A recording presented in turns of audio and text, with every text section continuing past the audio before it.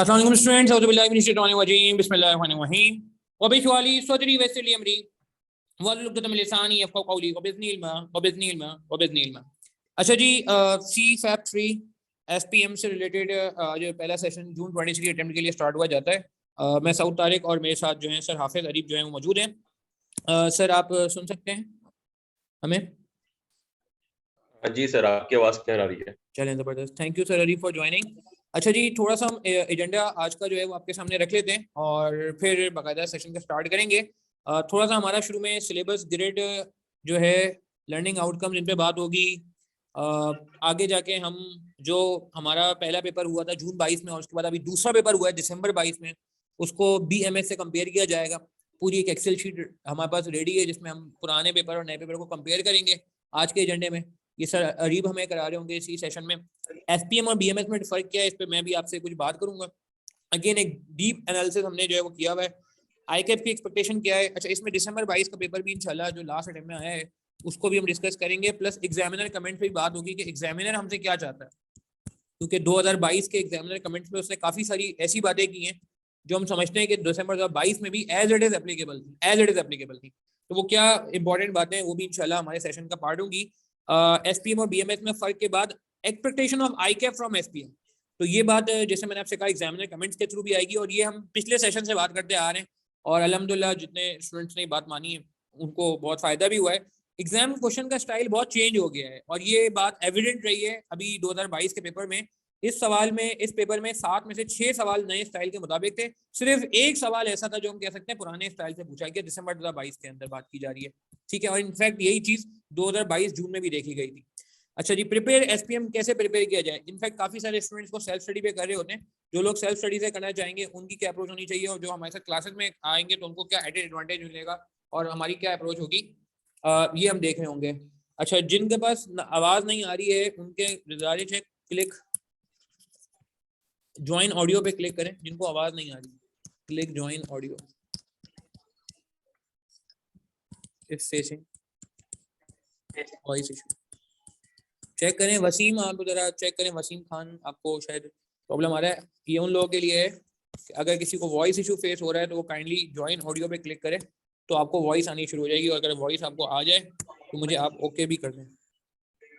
अनम, मेरे ख्याल से आपके पास भी इशू आ रहा होगा और वसीम खान, दो लोगों के पास ये इशू आ रहा है मेरे ख्याल से, आई गेस। अच्छा जी, ज्वाइन ऑडियो का एक टैब आ रहा होता है उस पर क्लिक करना होगा आपको, वरना फिर आपको प्रॉब्लम होगी सुनने में। अच्छा, तो आगे चलते हैं। इसके अलावा हमारा क्या रोल होगा, एसपी एकेडमी क्या रोल प्ले करेगी आपकी जिसे कहते हैं कि एग्जाम प्रिपरेशन में, आपकी तैयारी में हमारा क्या हिस्सा होगा उस पर इंशाल्लाह बात होगी।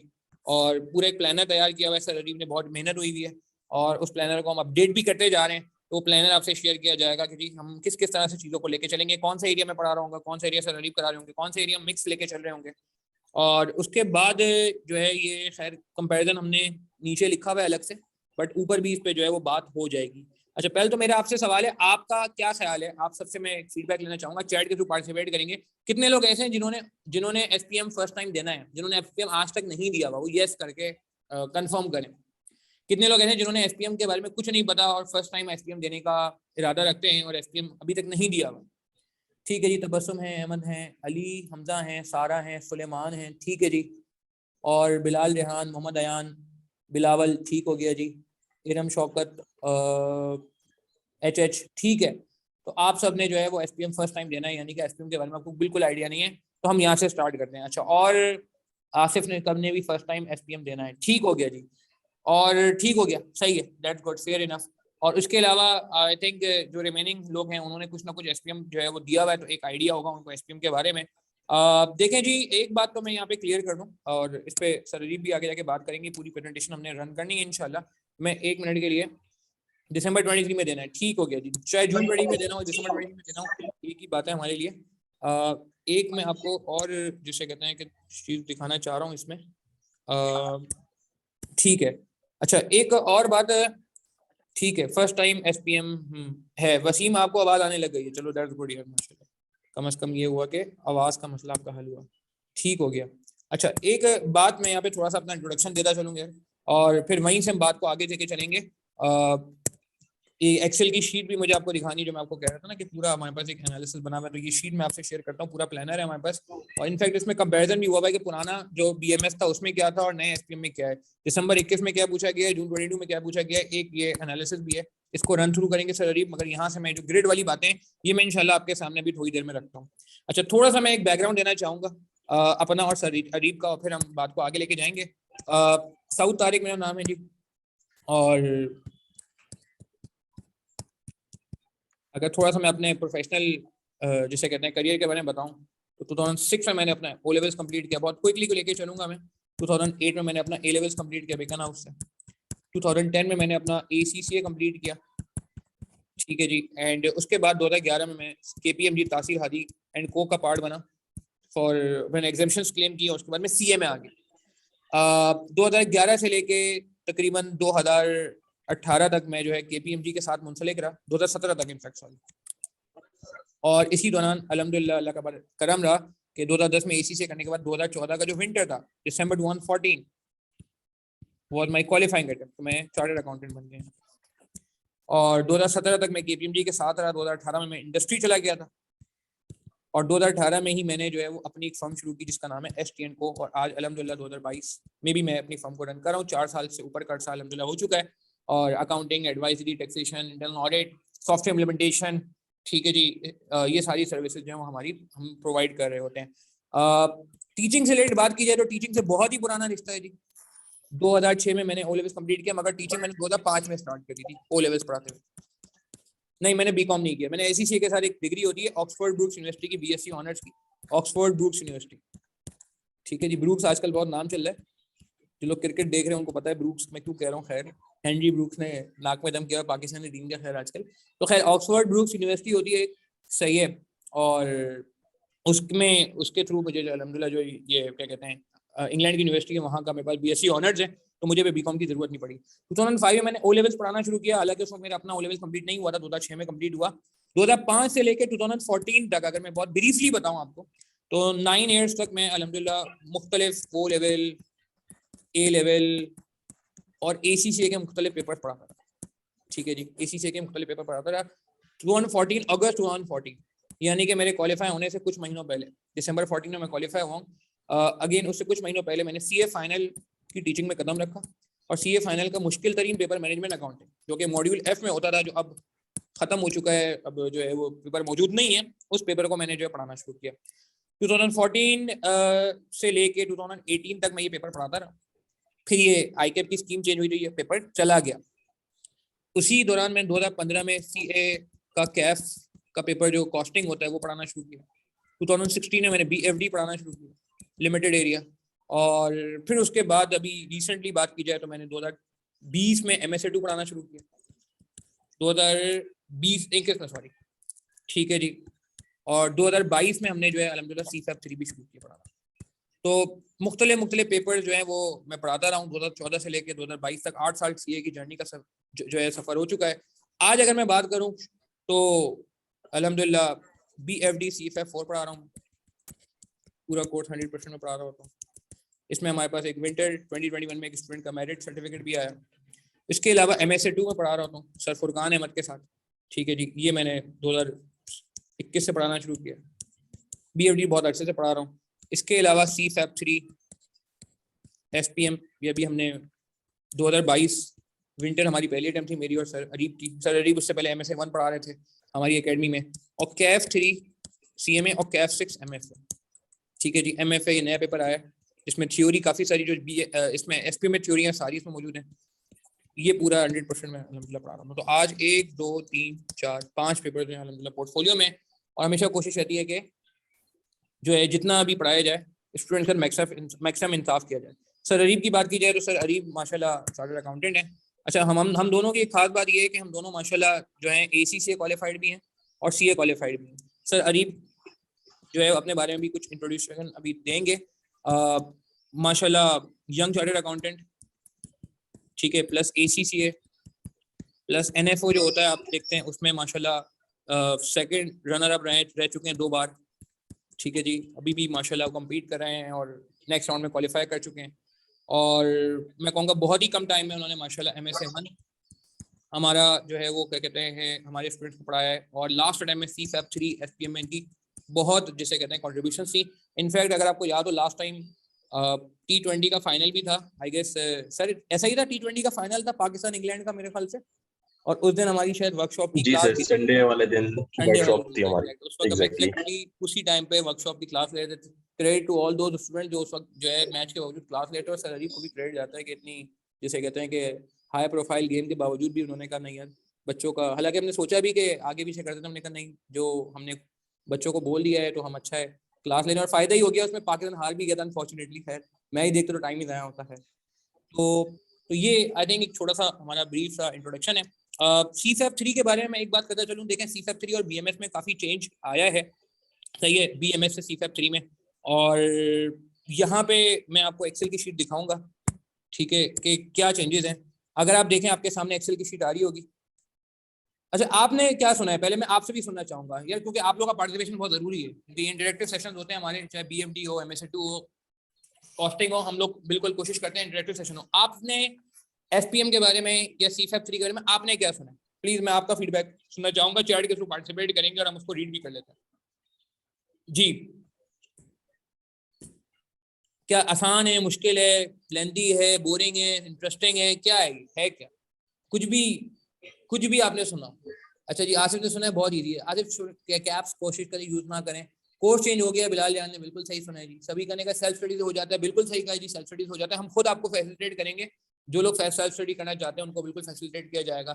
ज्यादा कॉन्सेप्चुअल हो गया, बिलाल यान वेरी राइट, बिल्कुल सही कह रहे हैं, ठीक है, बिल्कुल सही है, ये सही कह रहे हैं, सेल्फ स्टडी से भी किया जा सकता है। एडवांस वर्जन ऑफ BMBS है, रट्टा है और लॉन्गेविटी है। रट्टा यार लिमिटेड है, बिल्कुल है, मगर उसमें आई थिंक उसकी फॉर्म चेंज हो गई है।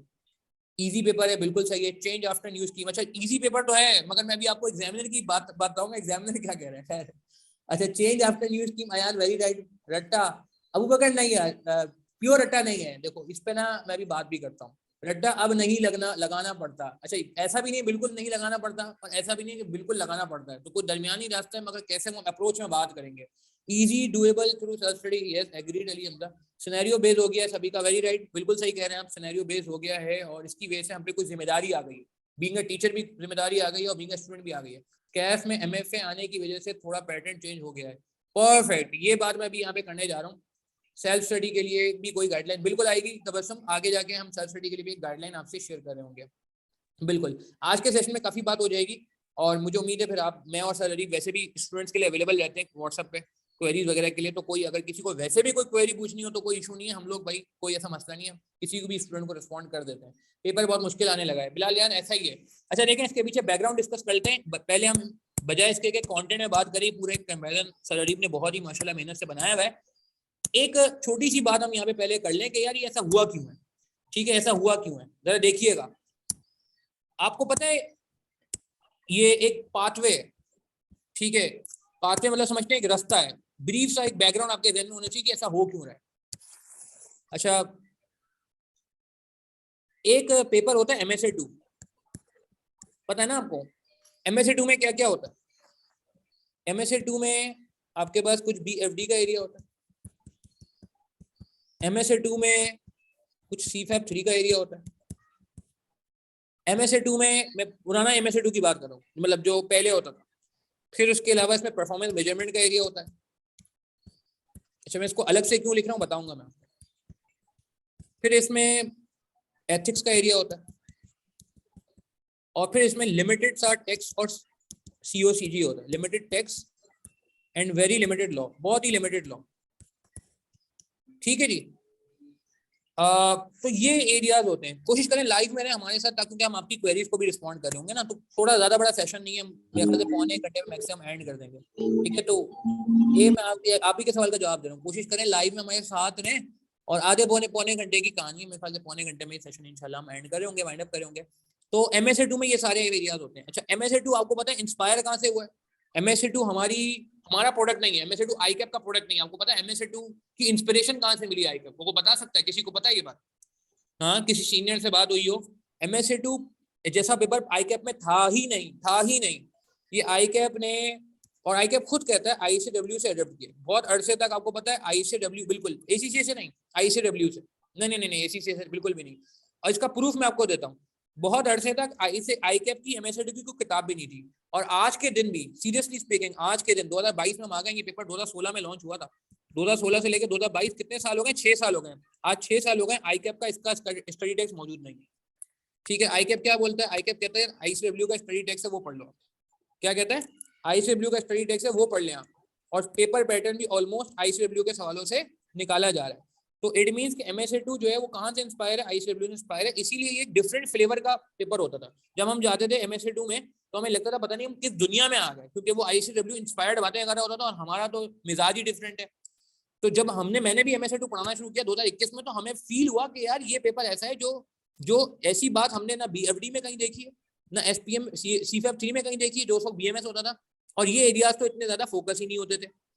तो एग्जामिनर क्या करने जा रहा है? अब आप अगर माइंडसेट समझे एग्जामिनर का, एग्जामिनर क्या करने चाह रहा है? एग्जामिनर MSA2 को वाकई अलाइन करना चाह रहा है। ठीक है, और ये चाह रहा है कि MSA2 से पहले आप जो पढ़ते हैं CFAP 4 और CFAP 3, ये ऐसे अलाइन हो जाए कि जब आप MSA2 में पहुंचे तो आपको ज्यादा परेशानी ना हो, आपको ज्यादा डिफरेंस फील ना हो, आपका माइंडसेट जो है वो पहले से ही सेट हो चुका हो MSA2 लेवल के लिए। क्योंकि वाकई जब हम MSA2 पढ़ाते हैं तो हमें बड़ी दुश्वारी होती है 2021 लेवल पे, आज 2022 लेवल पे भी, कि हमें पूरा मिजाज चेंज करना पड़ता है, पूरा फ्लेवर चेंज करना पड़ता है। ठीक है, मैं और सरफुरखान काफी इस पे काम करते हैं। इनफैक्ट हम BFD के सवाल तो कराते ही नहीं है, SP CFAP 3 के सवाल तो कराते ही नहीं, हम ICW के सवाल कराते हैं, क्योंकि वो मिजाज से यूज टू कराना होता है। ठीक है, तो कटिंग लॉन्ग स्टोरी शॉर्ट कि CFAP 4 थोड़ा सा BFD में भी ये चेंजेस नजर आए, मगर CFAP 3 में तो ड्रामेटिक चेंज नजर आया।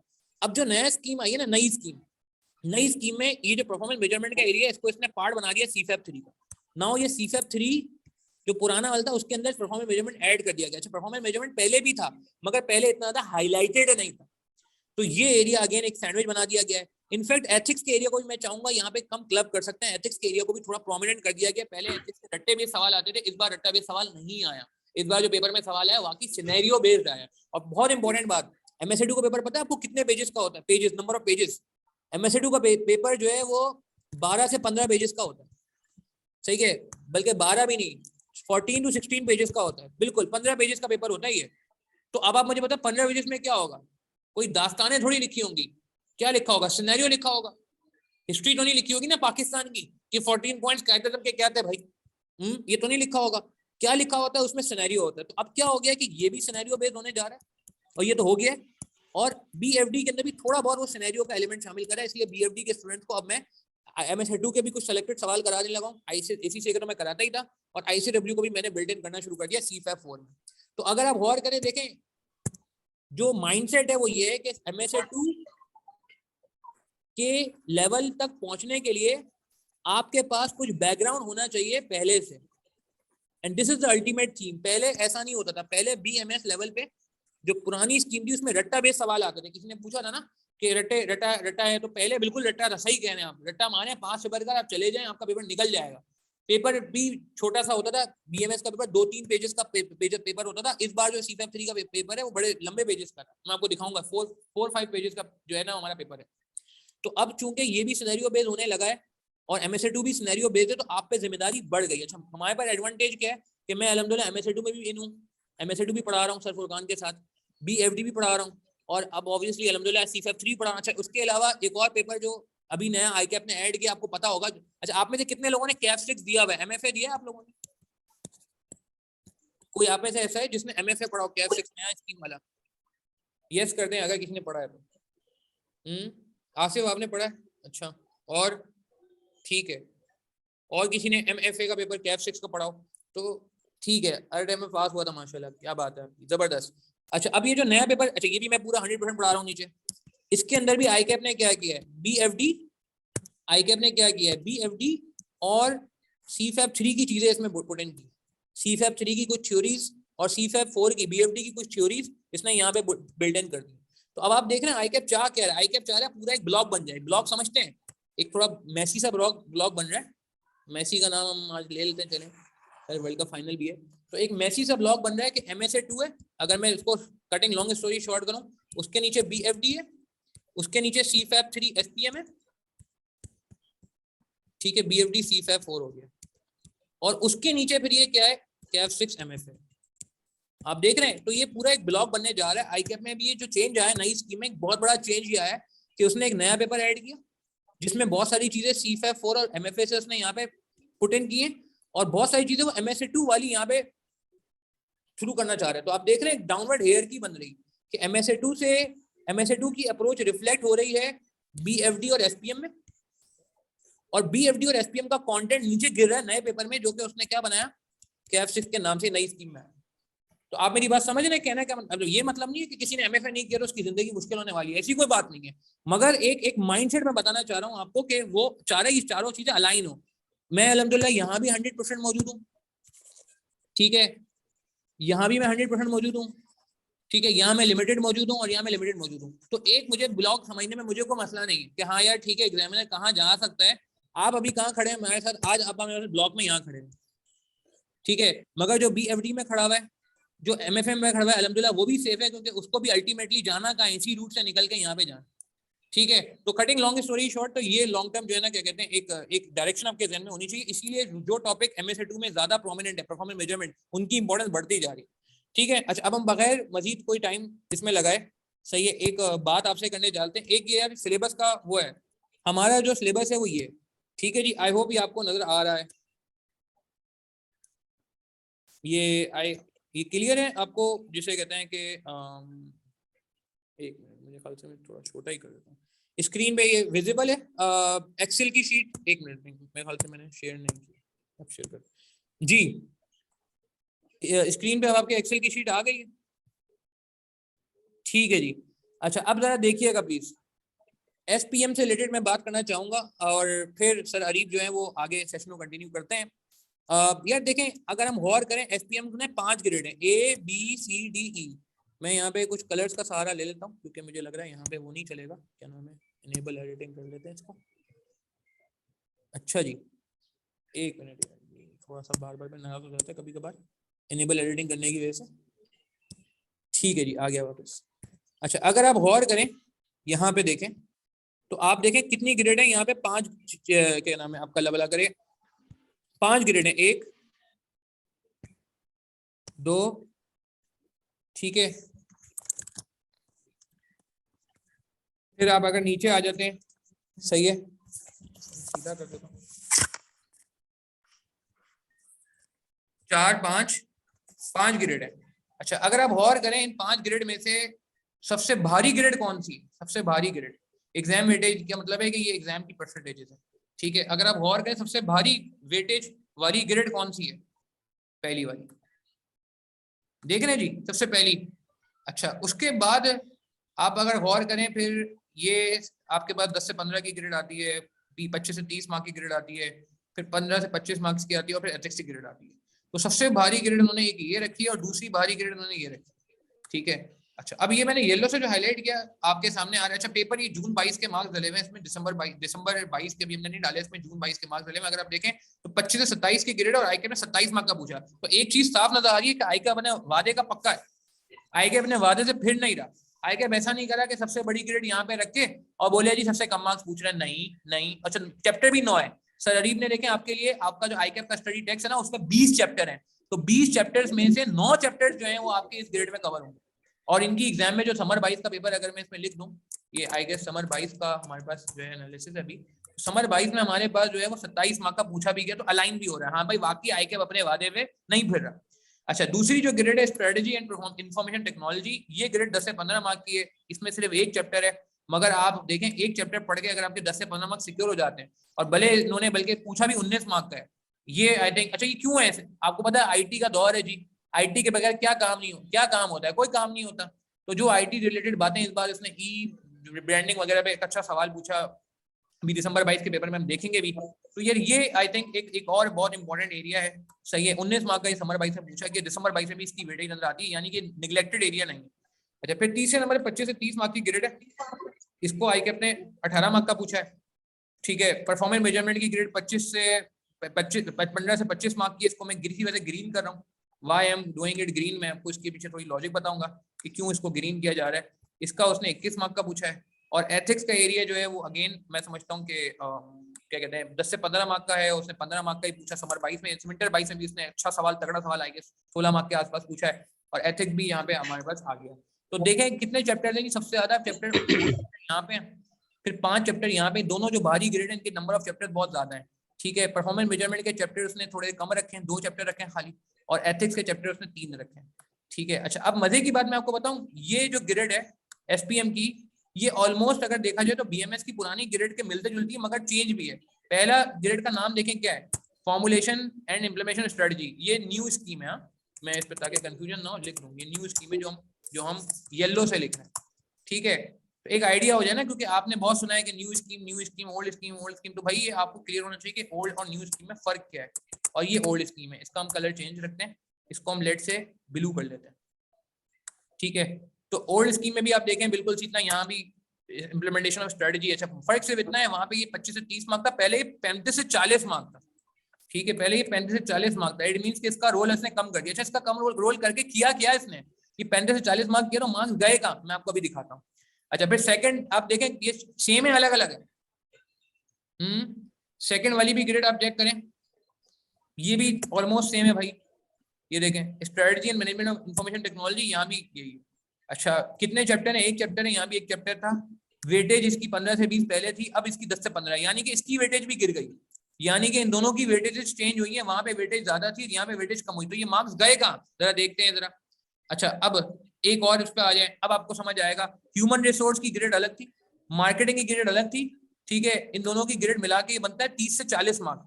इसने अब क्या किया है, strategic, marketing, supply chain, human resource सबको मर्ज कर दिया है, सबको मर्ज कर दिया और ग्रेड कर दी 25 से 30, यानी कि जो ग्रेड 15 और 20 की थी, यानी कि 15 20 15 20 30 40 बनता है, वो उसने 25 30 पे कर दिया। यानी कि तीनों केस में ऐसा हो रहा है कि ये ग्रेड हमारी छोटी हो रही है और पहले जो ग्रेड थी वो बड़ी थी, ठीक है। चैप्टर्स आप देखें, तीनों तो 5 बनते थे, पहले भी 5 बनते थे चैप्टर, देख रहे हैं आप, और यहाँ भी 5 चैप्टर है, यहाँ भी 5 चैप्टर, तो नंबर ऑफ चैप्टर में चेंज नहीं आया, नंबर ऑफ चैप्टर वही 5 है, बट सिर्फ इतना है कि ग्रेड उसने मिक्स कर दिया, उसकी वजह से एग्जामिनर को फायदा भी हुआ, एग्जामिनर ने थोड़ा गेम भी किया स्टूडेंट के साथ।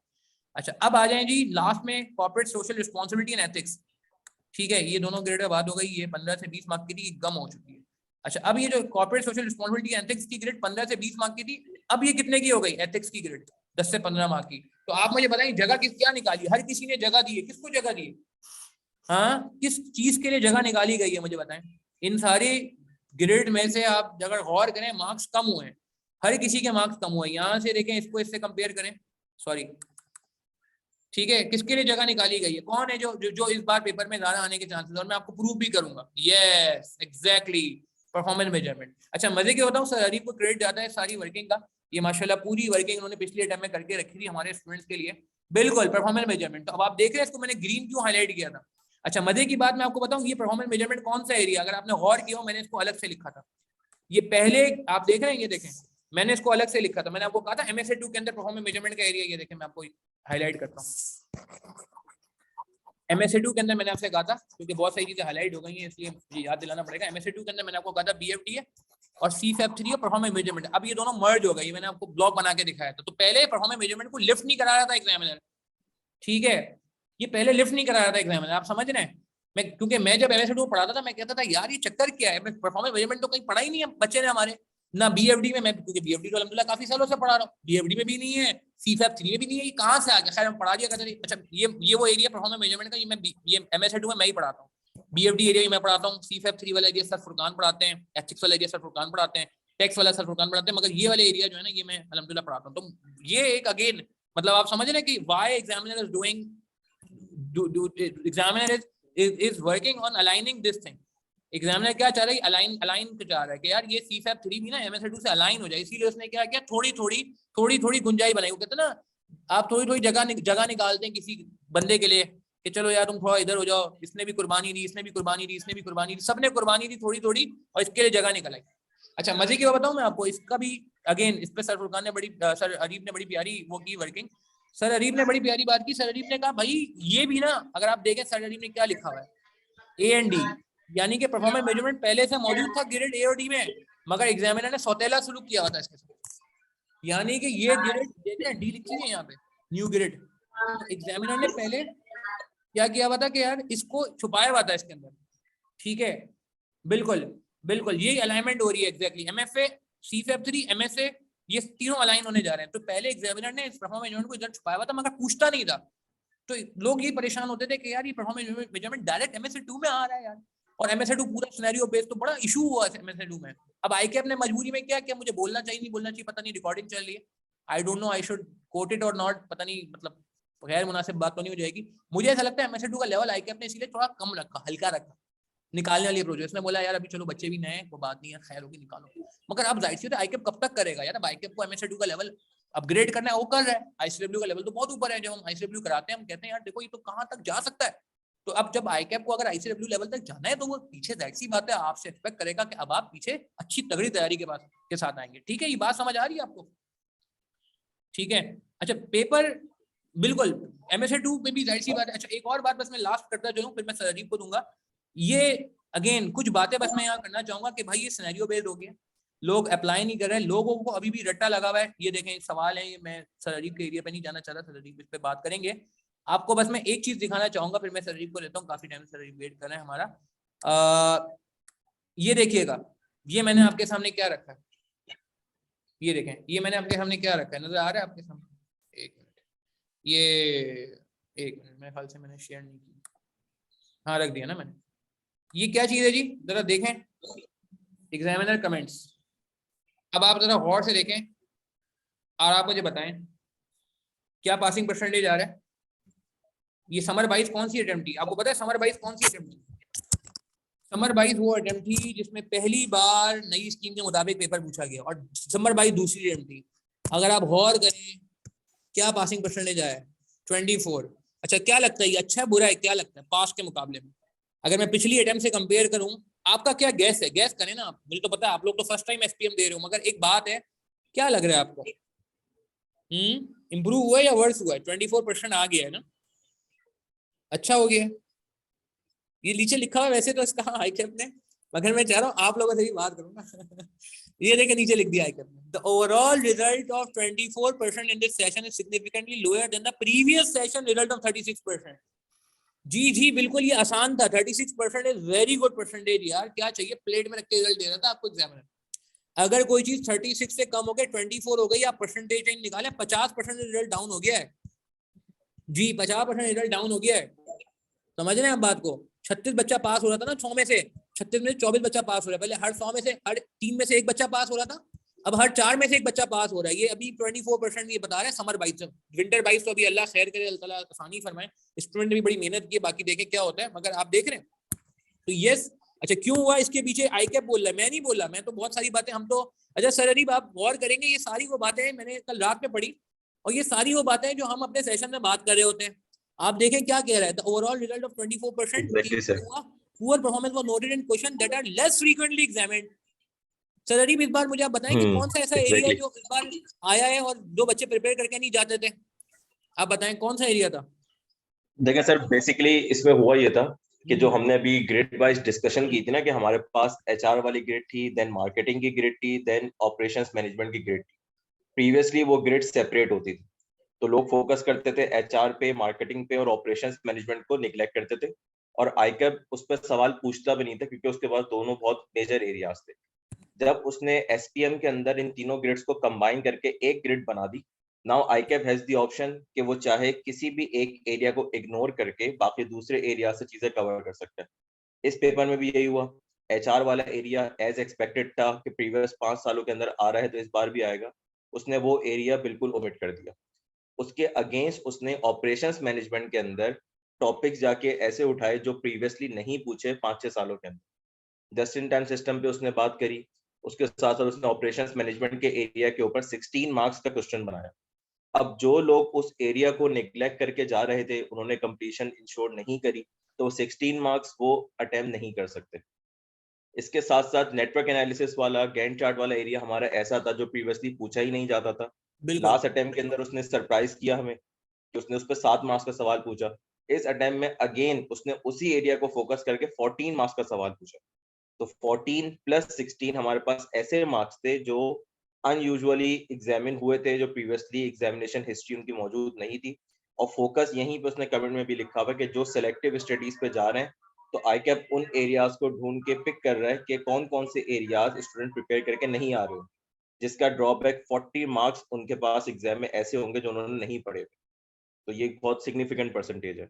बिल्कुल, देखें अब ये सर अरीब ने कितनी इंपॉर्टेंट बात बताई जो लोग सेल्फ स्टडी करें उनसे मैं खास तौर पर मुखातिब हूँ, क्योंकि देखिए जो लोग क्लासेस लेंगे उनका तो पूरा कोर्स ऑब्वियसली इंशाल्लाह क्लास में हो जाएगा। जो लोग सेल्फ स्टडी करें उनसे बस मेरी गुजारिश ये है कि यार आप इससे सौतेला सलूक नहीं करिएगा, प्लीज आप सेलेक्टिव स्टडी नहीं करिएगा। ये देख रहे हैं आप 7% बच्चा पास हुआ है क्वेश्चन नंबर 7 में। तो नेटवर्क एनालिसिस की सर अजीब बात कर रहे थे, ये लास्ट टाइम 8 मार्क का आया था और हालांकि बहुत ही आसान सवाल था। अगर किसी को ये नेटवर्क डायग्राम आता था ना, मैंने लास्ट टाइम ये एरिया मैंने पढ़ाया था अल्हम्दुलिल्लाह, अभी मतलब दिसंबर 22 के लिए, तो स्टूडेंट्स का ये फीडबैक था सर हमें आता ही नहीं था, अगर हमें आता होता तो 8 मार्क मुफ्त थे। और इस बार एग्जामिनर ने सेम हरकत की, यही क्वेश्चन नंबर 7 वापस से उसने विंटर 22 के अंदर क्वेश्चन नंबर 7 इसने 14 मार्क्स का पूछा, जो सर बता रहे हैं। और अगेन ये हुआ कि जो लोग सोच के गए थे कि यार अभी तो आ चुका है, वैसे कौन सा आता था। अच्छा ये मजे की बात है, बीएमएस में ये सवाल आता ही नहीं था।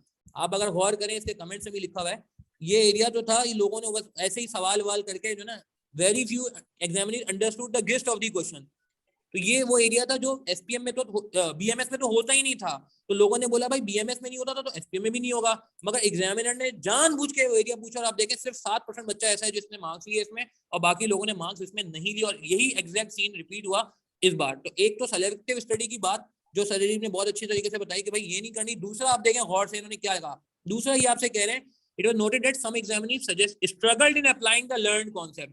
देखें हमारी जो अप्रोच होगी ना, इस पे हम बात करने जा रहे हैं कि आपकी अप्रोच सिर्फ ये नहीं कि आप रट्टे से कौन से बनाएं, आपकी अप्रोच ये होनी चाहिए कि आप पहले आप समझें, पढ़ें, उसके कॉन्सेप्ट को ध्यान में रखें कि थ्योरी क्यों आई थी, और उसके बाद उससे आगे जाएं कि उसको अप्लाई कर सके सिनेरियो में। लोग क्या कर रहे हैं कि जी हम अप्लाई नहीं कर पा रहे, हमने लर्न तो कर लिया, रट्टा हमारा बहुत अच्छा हो गया, मगर एप्लीकेशन पे बात आई तो हम वहां पे फ्लॉ कर रहे हैं to the given case study. Due to this reason, they either ending up discussing the concept without giving consideration to the given scenario. ये वही एग्जैक्ट पॉइंट है जो आई थिंक हम आखिरी दिन तक अपने सेशन में बोलते रहे कि यार ये आपने अप्लाई करना है। और माशाल्लाह यस, जिन्होंने अप्लाई किया उन्होंने जो है वो पेपर में भी मुझे लगता है कि बिल्कुल एक अच्छी, हम उनसे एक्सपेक्टेशन रखते हैं और अच्छा रिजल्ट उनका सामने आएगा। तो दूसरा पॉइंट ये, एक तो आपने सेलेक्टिव स्टडी नहीं करनी, दूसरा ये कि आपने सिनेरियो से लिंक करना है, सिर्फ रट्टा नहीं लगाना, आपने उसको अप्लाई होता भी देखना है। अच्छा इसके लिए कंटेंट कहाँ से आएगा, इस पे भी हम बात कर लेते हैं। लास्टली एग्जामिनर ने क्या बोला, थर्डली, कि it seemed that many examiners attempted the paper without proper preparation. देखें यार एसपीएम के साथ ना एक मसला क्या है, जैसे बीएफडी में पढ़ाता हूँ ना, मुझे बड़ी खुशी होती है कि बच्चा बीएफडी के लिए ना फिक्रमंद सबसे ज्यादा होता है, सही है ना। क्लासेस भी कोशिश करता है पहले से जो है ना वो लेना शुरू करते हैं, अटेम्प्ट से पहले पहले लोग क्लासेस ले लेते हैं, ठीक है, क्योंकि उसको पता होता है यार बीएफडी ऐसा पेपर है, नहीं पढ़ाना ऐसी तैसी होने वाली है। मजे की बात यह है कि सीफैप 3 जैसे पेपर हो गए, ठीक है, उन पेपर्स पे लोग सबसे बचा कुचा टाइम देते हैं। क्या आप कोई ऐसा बंदा हो जिसकी, जिसे कहते हैं कि अटेम्प्ट जून 23 में, वहां पे से कोई ऐसा है जिसकी जून 23 में अटेम्प्ट है, मुझे बताएं, यस कर दें सिर्फ। जिनकी जून 23 में अटेम्प्ट है सीए फाइनल की, मुझे सिर्फ यस कर दें। आप में से कौन लोग हैं? ठीक है, आपकी अयान, आपकी है, ठीक है, वेरी गुड। यार बहुत सारे लोग दिए, जैनब इकबाल, तबस्सुम, यू अहमद, ठीक है जी, सारा, बिलाल जहान, वसीम खान, अली हमदा, अहमद रजा, बिलावल, सुलेमान, ठीक हो गया, अयान। अब आप मुझे ईमानदारी से बताएं, आप लोगों ने कितना टाइम एसपीएम को अभी तक दिया है? 6 महीने हो चुके हैं ना आपकी फर्म को रजिस्टर हुए हुए, या साल हो चुका है। तो मुझे ऐसा लगता है कि शायद सबसे लीस्ट टाइम हमने एसपीएम को दिया, या शुरू ही नहीं किया। मगर आपने दूसरे paper, I am very sure, BFD हो या एफएफआर हो, आपने ऑलरेडी शुरू कर दिए, if I am not wrong. ऐसा है नहीं है कि बीएफडी या एफएफआर या जो भी आपने इसके अलावा कोई पेपर उठाया है, ठीक है, वो आपने आई गेस कुछ ना कुछ परसेंट, 10%, 20%, 50%, 40% कर दिया है। मगर इस पेपर पे आपने सोचा कि यार हम इसको लास्ट 6 मंथ्स में करेंगे, अभी तक स्टार्ट नहीं किया। तो यार ये एग्जामिनर ना, ये कह रहे एग्जामिनर का पेन है कि एग्जामिनर को ये फील हो रहा है कि यार जो प्रॉपर प्रिपरेशन होती है ना, जैसे एफएफआर के लिए हम जाते हैं बिल्कुल तैयारी के साथ जाते हैं, सारे जैसे कहते हैं ना लवाजमात करके जाते हैं, सारे हथियार लेके जाते हैं, सारे टॉपिक्स प्रिपेयर करके जाते हैं। यहाँ पे एग्जामिनर को यार ये फील हो रहा है कि यार हम ना इसको बचा कुचा टाइम दे रहे हैं। और मैं आपको बता दूं, देखें CFAP 3 की इंपॉर्टेंस ये है कि इसके बगैर आपका एमएसए नहीं खुलता, ठीक है ना, इसके बगैर आपका एमएसए नहीं खुलता, और इसके बगैर आपका एमएसए पास भी नहीं होता। दोनों बातें अलग अलग हैं। एक तो ये कि CFAP 3 पास करोगे तो MSA 2 का टिकट मिलेगा, और टिकट मिलने के बाद भी MSA 2 पास करने के लिए इसको आना भी तो चाहिए। तो मैं यही आपसे रिक्वेस्ट करूंगा, चाहे आप क्लासेस लें हमारे साथ या चाहे आप सेल्फ स्टडी करें, आप प्लीज इसको एज अ प्रॉपर सब्जेक्ट लें, इसको एज अ प्रॉपर सब्जेक्ट लें, क्योंकि अगर आप इसको प्रॉपर सब्जेक्ट नहीं लेंगे तो वो एक आपके लिए प्रॉब्लम क्रिएट कर सकता है। कुछ लोग ऐसा भी हुआ है कि बस fulfil the requirement of 2 paper पे बैठने के लिए जो है वो चले गए। तो ये 3 बातें थी जो बड़ी इंपॉर्टेंट थी। लास्ट बस मैं एक बात और करूँ, क्योंकि मुझे बस शरीफ को हैंड ओवर करना है। हमारे पास प्रैक्टिस मटेरियल क्या होता है? हमारे पास प्रैक्टिस मटेरियल जो है ना वो ACCA का है। हमारे पास प्रैक्टिस मटेरियल जो है वो ICAP के सेलेक्टेड पास पेपर्स हैं, सेलेक्टेड, ठीक है। और आईकेप के सारे पास पेपर जो है ना वो अब आपके ऑब्सोलीट हो चुके हैं सारे, मतलब ये कि मेजॉरिटी पास पेपर ऑब्सोलीट हो चुके हैं, क्योंकि पहले जो सवाल आता था वो रट्टे पे आता था, और अब जो सवाल आ रहा है वो रट्टे पे नहीं आ रहा, अब आ रहा है सिनेरियो बेस्ड। तो अल्हम्दुलिल्लाह मैं खुद भी एसीसी क्वालिफाइड हूँ, सर अरीब भी माशाल्लाह एसीसी क्वालिफाइड है, और अरीब ने कुछ अर्से पहले ही सीए कंप्लीट होने से पहले ही एसीसी जो है कंप्लीट किया। तो आपके पास दो एसीसी क्वालिफाइड लोग मौजूद है जो ऑब्वियसली आईकेप का तजुर्बा भी रखते हैं। मैं MSA2 पढ़ा रहा हूँ, सर अरीब MSA2 पास कर चुके हैं, भी रिसेंटली क्वालिफाई हुए जब वो। तो आई थिंक हम एक जो डायरेक्शन सेट हो रही है, जो आहिस्ता आहिस्ता फॉरेन बॉडीज की तरफ जा रहा है, ठीक है, लेके वो एक डायरेक्शन हम जो है वो इनकॉर्पोरेट कर रहे होते हैं। और अल्हम्दुलिल्लाह हमारे नोट्स में, हैंडआउट्स में, हमारे सेशन में ACCA के सवाल इसीलिए आपको काफी सारे नजर आएंगे ताकि हमें प्रॉब्लम ना हो। अच्छा सर अरीब, मैं आपको हैंड ओवर करना चाहूंगा, सर आप थोड़ा सा प्लीज अपना इंट्रोडक्शन दे दें पहले, और फिर जरा जो है ना चीजों को आगे लेके जाएं। मैं आपको जो है ना ये क्या कहते हैं, आप शेयर कर लें, मैं इसको स्टॉप कर रहा हूँ, स्क्रीन शेयरिंग आप अपनी जी स्क्रीन सर मैं शेयर कर कर लेता लें। हूँ। आप जो भी शेयर करना चाहते हैं इसमें देखें, बस ऑप्शन आ रहा होगा।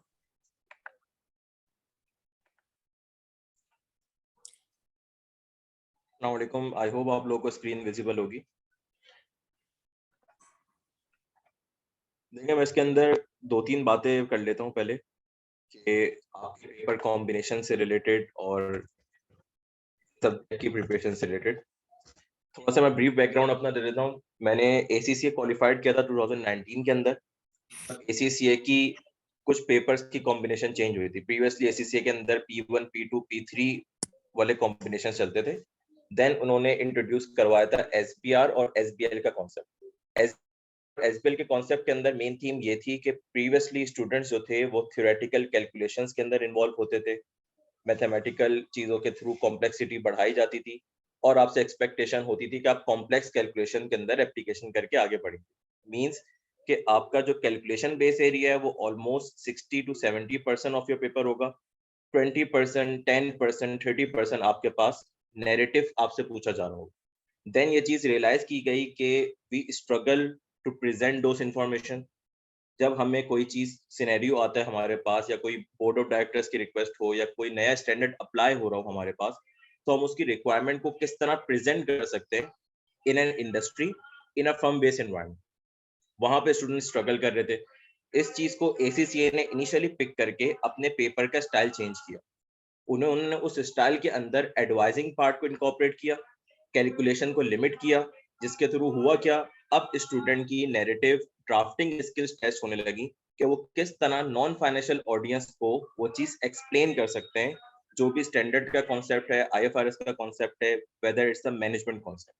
तो SBL और SBR दो पेपर इंट्रोड्यूस करवाए गए। SBL हमारे पास ACCA में एक केस स्टडी बेस्ड पेपर है, जो अब तक का लॉन्गेस्ट पेपर इस सेंस में है, क्योंकि उसकी केस स्टडी 16 to 18 पेजेस और 20 पेजेस तक जाती है। 4 आवर्स का वो पेपर है। उसकी थीम और डायनामिक्स बिल्कुल डिफरेंट थी इससे पहले जितने ACCA के पेपर थे, ICW के पेपर थे और ICAP के पेपर थे। एक केस स्टडी उसके अंदर प्रेजेंट की जाती है, जिसके अंदर आपके पास डिफरेंट एग्जिबिट्स के अंदर सारी इंफॉर्मेशन मौजूद होती है, मार्केटिंग से रिलेटेड, HR से रिलेटेड, प्रेस रिलीजेस कंपनी की। इट सीम्स लाइक कि आपको एक रियल लाइफ सिमुलेशन के अंदर, बिजनेस सिमुलेशन के अंदर एग्जाम में बिठाया जाता है, और आपसे एक्सपेक्ट किया जाता है कि आप कितनी इंफॉर्मेशन को पिक करके एनालाइज करके आंसर करेंगे। तो वो थीम जो थी वो एक ट्रेंड चेंज था इन एग्जामिनेशन बॉडीज के लिए, कि उन्होंने पेपर स्टाइल को शिफ्ट करना था और स्टूडेंट को मोर प्रैक्टिकली तैयार करना था प्रैक्टिकल लाइफ के लिए। उसके बाद हमारे पास ICW के अंदर भी बहुत सारे केस स्टडीज इन्वॉल्व थे। देन जब मैंने CA अपना क्वालिफाई किया था तो MSA1, MSA2 की भी अच्छी खासी अटेम्प्ट हो चुकी थी। उसके अंदर अगेन मैंने यही थीम नोट की। ज्यादातर रिक्वायरमेंट्स के अंदर, ज्यादातर क्वेश्चंस के अंदर फोकस था प्रैक्टिकल कंसीडरेशंस का, प्रैक्टिकल कीवर्ड्स का। आप किस तरह इंफॉर्मेशन को एनालाइज करते हैं, उसकी acceptability, suitability in the context of real life environment आप किस तरह करते हैं। अब उसके अंदर था क्या कि जब हमारे पास BMS होता था, वो पढ़ के हम MSA2 में जाते थे, तो हमें एक बहुत वाइड गैप मिलता था। इवन अगर मैं भी अपनी पर्सनली बात करूं तो मैंने MSA2 के लिए BMS से तैयारी नहीं की थी। मैंने अपने ACCA के 2 पेपर्स थे, SPL और APM। इन दोनों के थ्रू मैं तैयारी करके MSA2 में गया था, और अल्हम्दुलिल्लाह उससे बहुत ज्यादा मुझे फायदा भी हुआ। उसका रैशनल क्या था, क्योंकि BMS पहले मोर टुवर्ड्स एक ट्रेडिशनल थ्योरेटिकल पेपर समझा जाता था। थ्योरीज आप याद करके जा रहे होते थे, उसकी लिमिटेड प्रैक्टिकल एप्लीकेशन होती थी, और पेपर आपके पास हो रहा होता था। लेकिन जब से ये MSA style case study style papers introduce हुए, तो उसके अंदर हमारे पास देयर इज अ नीड कि हमें कॉन्सेप्ट की ऐसी ग्रिप हो कि हम उसको प्रैक्टिकली अप्लाई कर सकें किसी भी गिवन सिनेरियो में। इसके अंदर भी अगर मैं बात करूं तो हमारे पास 3 लेवल्स ऑफ रिक्वायरमेंट है जो पेपर में पूछी जाती हैं। पहला लेवल क्या होगा कि आपसे सिंपली किसी भी थ्योरेटिकल मॉडल को नैरेट करने की रिक्वायरमेंट होगी। उसकी जो प्रिंसिपल्स हैं या उस मॉडल के अंदर जो भी डिस्क्रिप्टिव बातें हैं वो आप सिर्फ एक्सप्लेन कर दें और डिस्क्राइब कर दें। सेकंड चीज क्या हो सकती है? सेकंड चीज अभी हम जिस तरह रिक्वायरमेंट के कंपैरिजन में भी देखेंगे कि आपको उस चीज को अप्लाई करना पड़े इन अ गिवन सिनेरियो, और आपको थ्योरेटिकल मॉडल आइडेंटिफाई करके दिया हुआ। लेट से आपको सिनेरियो दिया जाए, आपसे बोला जाए कि while using porter 5 for analysis आप किस तरह इस सिचुएशन को इवेल्युएट करते हैं। थर्ड लेवल ऑफ रिक्वायरमेंट जो मोस्ट एक्सट्रीम होता है, डिफिकल्ट वन होता है, जिसके अंदर आपको सिनेरियो दिया जाए without highlighting the theoretical model जो आपने अप्लाई करना है। उसके अंदर आपके नॉलेज का नेक्स्ट लेवल इस तरह चला जाता है कि आपने ये पिक करना होता है what is the purpose of every theoretical model जो हम पढ़ रहे हैं। इस प्रैक्टिकल सिचुएशन के अंदर मैं अपने आंसर को किस तरह मोल्ड कर सकता हूँ किसी भी थ्योरेटिकल मॉडल को अप्लाई करके। अब अगर मैं एग्जाम रिक्वायरमेंट के कंपैरिजन में आऊँ, अभी भी आई कैप इस स्टिल ट्रांजिशन फेज के अंदर मौजूद है। BMS वाला जो स्टाइल था वो स्टिल SPM में काफी हद तक रेप्लिकेट हो रहा है, लेकिन अगेन ऐसे भी सवाल देखे गए हैं जिसके अंदर थ्योरेटिकल मॉडल आइडेंटिफाई नहीं हुआ। लेट्स से अगर मैं पहले सवाल की रिक्वायरमेंट को डिस्कस करूं, यहाँ इसने बोला हुआ by using McGregor theories X and Y, theory identify करी, देन डिस्कस करने को बोला। अब लेट से अगर इसी रिक्वायरमेंट को मैं चेंज करूं और उसको मैं थोड़ा सा डिफिकल्ट बनाना चाहूं, तो मैं ये भी बोल सकता हूँ comment on the management style of Babur by using any appropriate theoretical model. या ये वर्ड मैं ना भी बोलूं तो स्टूडेंट से एक्सपेक्टेशन क्या है कि उनके पास थ्योरेटिकल मॉडल्स की एप्लीकेशन इस तरह क्लियर हो कि वो पेपर के अंदर इसको अप्लाई कर सके। अगर मैं कंपेयर करूं कि BMS का लास्ट पेपर और SPM का, इसके अंदर दो तीन और बातें। अगर आप BMS के रीसेंट पास्ट पेपर्स को भी आप उठाएंगे, तो अगर आप देखेंगे 2020, 2021, 2019, ये जितने भी BMS के इवन पास्ट पेपर्स हैं, उसके अंदर application based, scenario based question पूछना ज्यादा हो चुके थे। आपको 2016 से पिछले वाले पास्ट पेपर्स के अंदर एक या दो सिनेरियो बेस्ड क्वेश्चन नजर आएंगे, लेकिन ग्रेजुअली जिस तरह टाइम आगे बढ़ रहा था, इवन BMS के अंदर भी scenario based question, application based question की क्वांटिटी इंक्रीज हो रही थी। अब अगर मैं उसको SPM लेवल पे शिफ्ट करता हूँ और मैं उसके लर्निंग आउटकम्स को देखता हूँ, लर्निंग आउटकम्स के अंदर क्लियरली अगर आप नोट करेंगे, जहां जहां पे चीज मेंशन है that you need to apply, you need to mould this theoretical model on a particular scenario, इसका मतलब क्या है कि वो आपसे उस मॉडल की, उस पेपर की एप्लीकेशन को डिस्कस करना चाह रहा है। आपसे ये स्किल्स रिक्वायर्ड है कि आप किस तरह एनालाइज करके उस चीज को यूज कर पाते हैं। इसी तरह अगर मैं दो तीन और रिक्वायरमेंट्स को देखूं, पोर्शन इतने सिंपल भी रखा हुआ है। System presented above means essential of a successful expert system, ये क्या है? एक थ्योरेटिकल क्वेश्चन है, लेकिन कितने मार्क्स का है? 16 मार्क्स का। लेकिन इसी के अगेंस्ट अगर मैं एप्लीकेशन बेस्ड क्वेश्चन पे आता हूँ, let's say evaluate the financial performance of DHL during 2021 in comparison में 2019। अब जो लोग बुक से पढ़ के गए, रेशोज उन्होंने पढ़ लिए, उन्होंने प्रैक्टिस नहीं करी, केस स्टडी की या डिफरेंट कॉन्सेप्ट, वो इस सवाल को मुश्किल से ही अटेम्प्ट कर सकेंगे, कॉम्प्रिहेंड कर सकेंगे और इसके अंदर कोई ना कोई सजेशन दे सकेंगे। अगर इसी चीज को हम थोड़ा सा डिफिकल्ट लेवल पे और लेके जाएं, अगर वो आपसे ये बोलता है कि आप सजेस्ट करें, जो उसने नीचे बोला हुआ भी है, इम्प्रूवमेंट्स जो आपको रिक्वायर्ड है, उसके अंदर क्या होगा? अगर आपने इसी से related case study style practice नहीं किया हुआ, इन SPM के रीसेंट पेपर के अंदर भी 25 मार्क्स उसने आपके पास फाइनेंशियल परफॉर्मेंस से ही पूछे। 25 मार्क्स के अंदर जो लोग सिर्फ बुक पे रिलाय करके गए, जिन्होंने BMS बेस्ड प्रैक्टिस करी, ACCA की केस स्टडी स्टाइल प्रैक्टिस नहीं किए, वो सवाल को इजीली टैकल कर नहीं सकते। पर्पस क्यों? जब आप प्रैक्टिकल केस स्टडी सॉल्व करते हैं, देन बहुत सारी चीजें आपको एनलाइटेंड होती हैं कि आपने किसी भी चीज को अप्लाई कैसे करना है, प्रैक्टिकल कंसिडरेशंस क्या लेनी है, किस पॉइंट इन टाइम पे कौन से रेशियोज रेलिवेंट हैं, किस तरह इंडस्ट्री की बाइफिकेशन को हमें आइडेंटिफाई करना है, सर्विस इंडस्ट्री है, मैन्युफैक्चरिंग कंसर्न है। आप बेसिकली डिसीजन मेकिंग सीख रहे होते हैं, एनालिसिस सीख रहे होते हैं और उन चीजों को आप अप्लाई करना सीख रहे होते हैं। अब ये चीज कैसे आएगी? ये चीज वैसे ही आएगी अगर आप केस स्टडी बेस्ड पर प्रैक्टिस नहीं करेंगे, आप सिंपली रिलाय करेंगे थ्योरेटिकल नॉलेज पे, तो देंगे थ्योरेटिकल नॉलेज तो चेंज हो ही नहीं है। अगर मैंने दोनों बुक्स को मैंने एनालाइज किया था, BMS मैंने खुद पढ़ के दिया था, SPM की पूरी बुक मैंने गो थ्रू की है। कंटेंट वाइज अगर मैं बात करूं तो 80% to 85% मटेरियल इज सेम, लेकिन परसेंटेज क्यों ड्रॉप हो रही है आपकी? क्योंकि उस सेम मटेरियल की प्रैक्टिकल एप्लीकेशन अब पूछी जा रही है जो प्रीवियसली नहीं पूछी जा रही थी। अगर आप कंपैरिजन देखेंगे भी तो रिक्वायरमेंट के अंदर आपको खुद समझ में आ जाएगा कि बीएमएस के प्रीवियस पेपर के अंदर और एसपीएम के अंदर उसकी एक्सपेक्टेशन किस तरह चेंज हो रही है।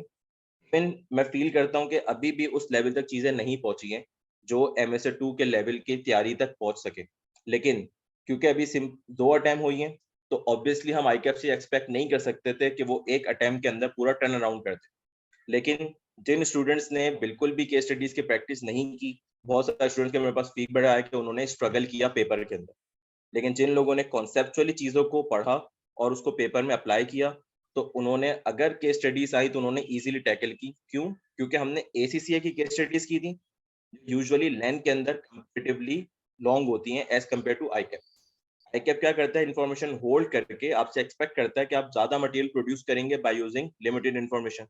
लेकिन एसीसीए में क्या होता है कि आपके पास एट लेंथ मटेरियल मौजूद होता है, आपकी comprehension of the scenario, analysis of the scenario, और आप किस तरह इंफॉर्मेशन को लिंक कर पाते हैं, इतनी सारी इंफॉर्मेशन को कंट्रोल कैसे कर पाते हैं, सारी स्किल्स डेवलप जब भी होती हैं जब आप उस तरह की चीजों को प्रैक्टिस करते हैं। फाइनेंशियल परफॉर्मेंस वाला एरिया सिग्निफिकेंटली इंपॉर्टेंट, दोनों अटेम्प्ट के अंदर जिस तरह हमें एक्सपेक्टेड था पूछा भी गया।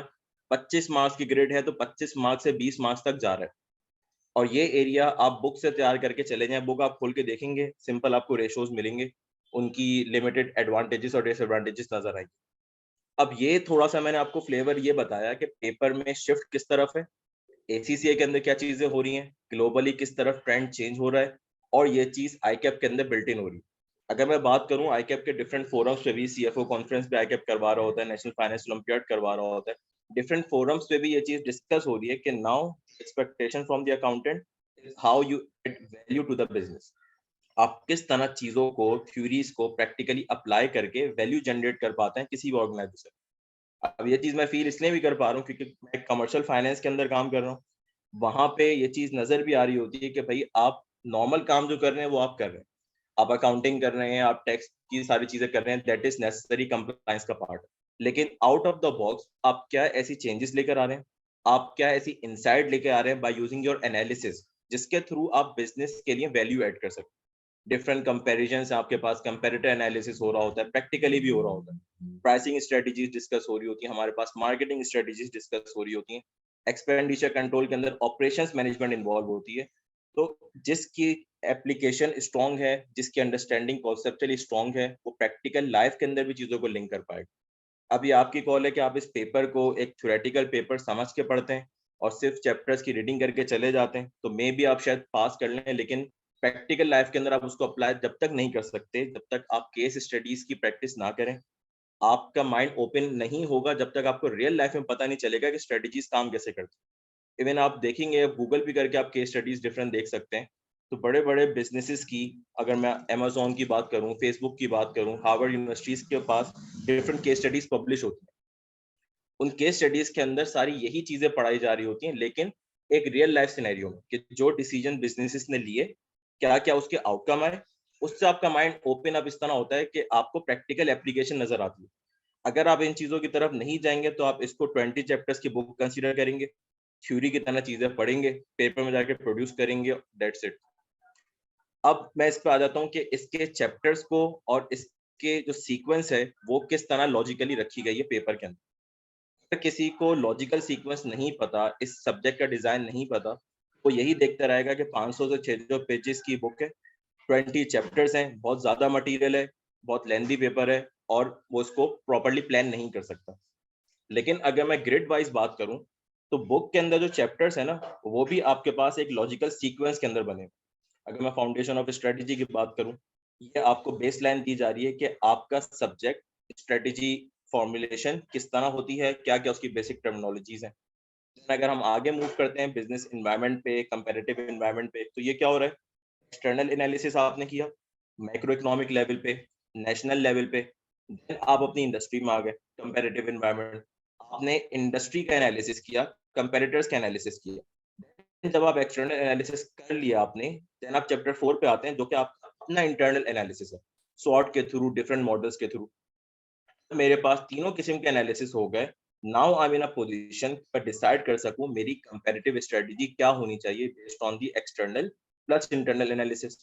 देन जब मैंने अपनी स्ट्रेटजी डिसाइड कर ली तो उस स्ट्रेटजी को इम्प्लीमेंट करने के लिए क्या स्ट्रेटेजिक ऑप्शंस मेरे पास अवेलेबल है, चैप्टर 6। जब मैंने ऑप्शन भी डिसाइड कर लिया, उसको इम्प्लीमेंट करने के लिए क्या क्या चैलेंजेस आ सकते हैं, किस तरह इम्प्लीमेंट करना है, चैप्टर 7। आप देख रहे हैं 6 और 7 चैप्टर्स के अंदर जो सीक्वेंस है वो बहुत लॉजिकल सीक्वेंस है उसके लिए, जिसके लिए कॉन्सेप्चुअली चीजें अलाइंड है। तो उसके लिए चैप्टर 7 सीक्वेंस में आ गए, एक ग्रिड बन गई, ग्रिड ए साइड पे हो गई। चैप्टर 8 और 9 की अगर मैं बात करूं, कॉन्सेप्ट ऑफ रिस्क मेजरमेंट है, मिटिगेशन कंट्रोलिंग स्ट्रेटजीज है, जो आपके एग्जिस्टिंग बिजनेस के अंदर भी अप्लाई हो सकते हैं, कोई नई स्ट्रेटजी आप अडॉप्ट करने के लिए भी अप्लाई हो सकते हैं। 9 तक हमारे पास बात हो गई इंटरनल बिजनेस स्ट्रेटजी फॉर्मुलेशन के। हर ऑर्गेनाइजेशन के अंदर डिफरेंट फंक्शंस होते हैं, हर फंक्शन की अपनी भी स्ट्रेटजी होती है जो बिजनेस की मेन स्ट्रेटजी को सपोर्ट कर रही होती है। उसके लिए हमारे पास, अगर मैं आईटी फंक्शन की बात करूं, आज के टेक्नोलॉजिकल ट्रेंड्स की बात करूं, तो चैप्टर 10 मेरे लिए वैसे ही इंपॉर्टेंट बन जाता है, जो मैंने रिसेंट अटेम्प्ट में भी देखा, उससे पहले भी देखा, e branding, big data, artificial intelligence. Even इसके अंदर बहुत सारे ऐसे टॉपिक हैं जो अभी आईकैप इंट्रोड्यूस करवाएगा, जो एसीसी करवा चुका है। ब्लॉकचेन के बारे में आप लोगों ने सुना होगा, क्रिप्टो करेंसीज के बारे में आपने सुना होगा, फिनटेक के बारे में आपने सुना होगा। तो ये सारी चीजें इसके अंदर आ रही होती है। चैप्टर 11, 12, 13 मेरा एचआर वाला एरिया है। एचआर वाले एरिया के अंदर आप एचआर रिलेटेड स्ट्रेटजीज कैसे बना सकते हैं कि आप अपने एक्सिस्टिंग बिजनेस को सपोर्ट कर सकें, या जो आपने नई स्ट्रेटजी डिजाइन करी आप उसको सपोर्ट करें। Chapter 14 operations management, operation related strategy क्या होनी चाहिए। 15 मेरे पास मार्केटिंग स्ट्रेटजी क्या होनी चाहिए। 16 और 17 किसी भी पॉइंट इन टाइम पे मेरे एनालिसिस क्या कहते हैं, नंबर्स के थ्रू क्या मैं कोई इंटरप्रिटेशन, क्या मैं परफॉर्मेंस मैनेजमेंट एक्यूरेटली प्रिडिक्ट कर पाता हूँ, एनालाइज कर पाता हूँ। मेरे पास जो इको फ्रेंडली और सीएसआर का फोकस ग्लोबली बढ़ रहा है, आपने डिफरेंट इनिशिएटिव देखे होंगे, सस्टेनेबिलिटी के आईकेप ने भी करवाए, इंटीग्रेटेड रिपोर्टिंग के डिफरेंट प्लेटफॉर्म्स होते हैं, different value addition. Even paper में भी सवाल आया था कि इंटीग्रेटेड रिपोर्टिंग के थ्रू आप किस तरह इंफॉर्मेशन को प्रेजेंट कर सकते हैं। तो ये वाले एरिया भी हमारे पास ग्लोबली थोड़े से हाईलाइट हो रहे हैं, आईकेप का फोकस भी उन पे बढ़ रहा है। 18, 19, 20 आपके पास ये तीनों ग्रेड्स आपकी CSR, ethics, corporate social responsibility, इन सारी चीजों पे बन रही होती है। अब आपको ये समझ में आएगा कि अगर मुझे लेट्स से सेल्फ स्टडी भी करनी है, तो मुझे किस ग्रेड को at a point in time focus करना है। ऐसा तो नहीं करूं कि मैं चैप्टर 4 पढूं, फिर मैं अचानक से जाके चैप्टर 10 पढ़ लूं। तो आप इस अप्रोच पे चलेंगे तो कभी भी आप कॉन्सेप्चुअली चीजों को अलाइन नहीं कर सकते, अनलेस आपकी प्लानिंग ग्रिड वाइज नहीं हो, अनलेस आपको चैप्टर की लिंकेजेस ना क्लियर हो, तब तक आप इस सब्जेक्ट के ऊपर ग्रिप लेकर नहीं आ सकते। ये वो स्टूडेंट भी रिलेट कर सकेंगे जो हमने लास्ट टाइम हमने अप्रोच रखी थी, केस स्टडी सवाल। जब हम आखिरी के अंदर हमने वर्कशॉप कंडक्ट की थी, हम केस स्टडी सवाल करने आए, तो मैंने डिफरेंट चीजों को उनसे लिंक करवाया जो उन्होंने कोरोबरेट भी किया। लेट्स से चैप्टर 15 का लिंक जाके बन रहा था चैप्टर 3 के अंदर, पर्टिकुलर पोर्शन मार्केटिंग का वहां भी था। अगर मैं स्टूडेंट से ये पूछता कि ये सवाल आप कौन सी ग्रिड में लेके जाएंगे, पहले एनालिसिस, तो जिसका कॉन्सेप्ट क्लियर होगा वो बोलेगा लेट्स से ग्रिड से सवाल आया। अब अगर ग्रिड आपने पिक कर ली पेपर में, मैं बोलूँ ग्रिड ए के अंदर भी कौन से चैप्टर से सवाल आया, तो अगर तो किसी को लॉजिकल लिंकेज क्लियर होगी तो वो अपने माइंड को उस पर्टिकुलर चैप्टर पे लेके जाएगा, उस पर्टिकुलर चैप्टर के बाद थ्योरेटिकल मॉडल के ऊपर लेके जाएगा। जब उसने वो चीज पिक कर ली तो उसके लिए सवाल की रीडिंग, सवाल की कॉम्प्रिहेंशन, सवाल की ड्राफ्टिंग, तीनों चीजें वहीं पे उसके लिए कंपैरेटिवली इजियर हो जाएंगी as compare to that student जो सिर्फ थ्रो गन शॉट्स कर रहा होगा, जो उसके जहन में आ रहा होगा उस तरह आंसर को लिख रहा होगा। एग्जामिनर कमेंट्स के अंदर भी ये चीज हाईलाइटेड है, जो उसने ये चीज लिखी भी है कि लोग प्रिपेयर्ड नहीं आ रहे, उसका पर्पस यही है कि लोग रिक्वायरमेंट को जेनेरिक समझ के आंसर कर रहे हैं based on their existing knowledge.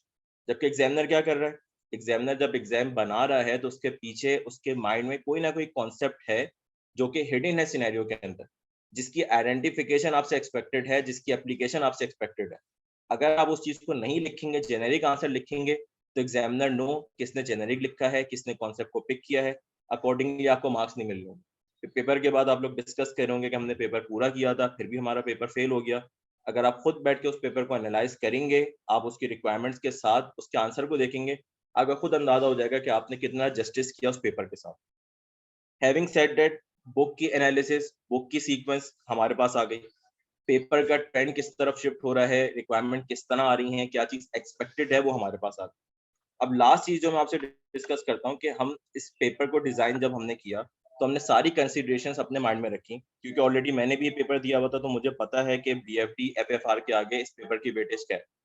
लेकिन मैंने प्रैक्टिकली केसेस देखे हैं कि लोगों के MSA2 इतना ड्रैग हुआ है, 2-3 साल तक उनकी क्वालिफिकेशन नहीं हो सकी just because of this paper.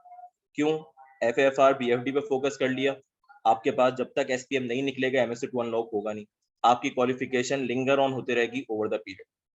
तो कंसीडरिंग द फैक्ट कि इस सब्जेक्ट के लिए कितना टाइम होना चाहिए, आई डू एग्री कि FFR BFD से कम ही टाइम होगा, थोड़े से वो कॉम्प्लेक्स पेपर्स हैं। स्टिल हमने इस कोर्स को जितना जस्टिस हो सकता था, इंसाफ हो सकता था, हमने इसको प्लान किया हुआ है अराउंड 100 आवर्स। रीजन यही है कि अगर स्टूडेंट्स दूसरे पेपर्स दे रहे हैं तो हमारी क्लासेस या हमारा लेक्चर्स में ज्यादा ना हो जाएं कि उनका टाइम कंप्रोमाइज हो रहा हो दूसरे सब्जेक्ट के ऊपर। लिमिटेड हमने चीजों को रखा हुआ है, लिमिटेड इस सेंस के अंदर कि जहां जहां हम स्टडीज करवा सकते हैं हम वहीं पे डालें, जहां पे केस स्टडी की जरूरत नहीं है, कॉन्सेप्चुअली वैसे चीजें क्लियर हैं तो वहां पे वैसी आ रही है। अगर आप देखें तो मैंने हर चैप्टर के अंदर जहां जहां पे थ्योरेटिकल मॉडल था, जैसे चैप्टर 1 के अंदर मैंडलो पावर इंटरेस्ट मैट्रिक्स था, तो देयर इज द नीड कि हम इसी पे केस स्टडी करें, रादर देन जो मेरे पास थ्योरेटिकल कॉन्सेप्ट्स हैं उसमें मैं टाइम क्यों लगाऊं, केस स्टडी से रिलेटेड उसको मैं कॉन्सेप्चुअली कवर कर रहा हूँ।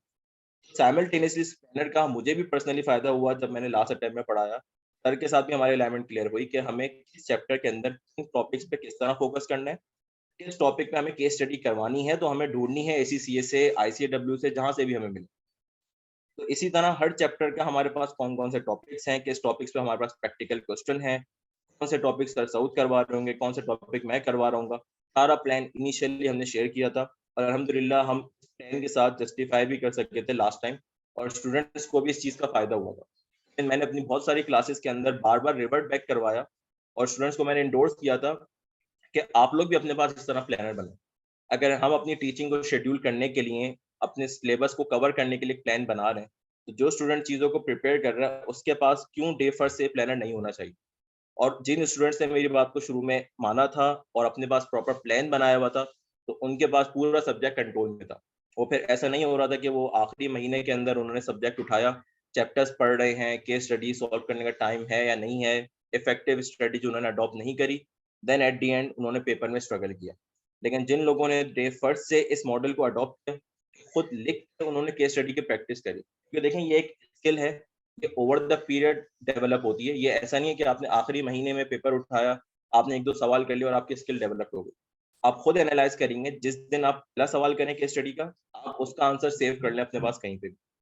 जब आप 15वें 16वें केस स्टडी पे पहुंच रहे होंगे, जो आप खुद रिटन प्रैक्टिस कर रहे हैं, आप उसके आंसर से उसको कंपेयर कर लिएगा।